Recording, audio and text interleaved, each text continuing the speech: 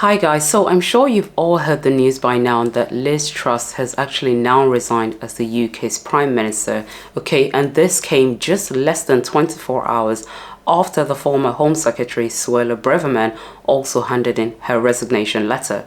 Now, for those of you who have been following my updates on my channel very closely will know that the last video I did about UK immigration actually highlighted that one of the proposals of the former Home Secretary Braverman was to completely abolish the post-study work visa, which, as we currently know, actually allows international students to work in the UK for up to 2 years after completing their studies. By the way, if you're new here, my name is Tess, and on this channel I post weekly videos to educate people who are looking to relocate abroad. So if you're looking to learn more about the different relocation pathways, immigration updates and visa sponsorship job opportunities, then do take the time to subscribe to this channel and tap the notification bell. Now, contrary to popular opinion, I do not think that the former Home Secretary quit because she sent an official document from her personal email address. As a matter of fact, I'd like to draw your attention to a key paragraph in her resignation letter where she states, "It is obvious to everyone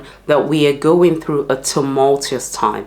I have concerns about the direction of this government." All this political chaos just goes to show how divided the Conservative Party currently is and the lack of direction that they currently have. Also, in the resignation speech given by Liz Truss, one of the comments she made was, given the situation, she cannot deliver on the manifesto she was elected by the Conservative Party. This is not a question of her ability to perform as Prime Minister, but more so on just how divided the Conservative Party actually are at the moment. These mixed political views and standpoints actually just goes to highlight and clarify these points. Also, we must not forget that Sunak also made references to some of these challenges and chaos actually happening within the Conservative Party.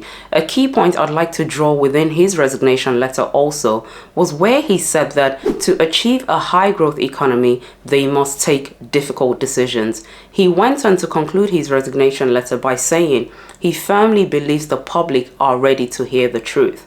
It has become clear to me that our approaches are fundamentally too different. So guys, there's been a trend in the reasons provided in the resignation letters from all of these Conservative ministers, all of which point towards one thing, which is that there is an obvious turmoil and clash in the political views that the party is facing.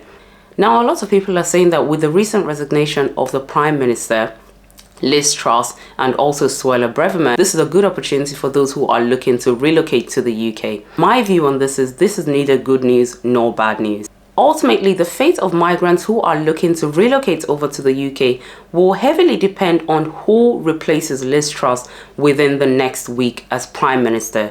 Now, let's not forget that currently the press are actually saying that both Suella Braverman and also Sunak and even Boris Johnson are possible contenders in the running to replace Liz Truss. So that means if we get Sunak or someone who shares the views of Sunak, i.e. to relax the rules of immigration, then good news. But if we get Braverman or someone who has the views of Braverman, then I'm afraid this could be bad news for those who are looking to actually come here to the UK. We must also remember these key points, that the traditional views of the Conservative Party when it comes to immigration and migrants has always been to pretty much reduce immigration, to reduce migrants coming, and to completely even go as far as closing the borders to migrants. Now, despite the fact that the Conservative Party are currently expected to remain in office until the next general election, which is not due to be held until at least January 2025, my final thoughts on this are: 1. If you're looking to come to the UK, come sooner rather than later. 2, we might actually see a relaxation in the immigration rules despite being under the Conservative Party.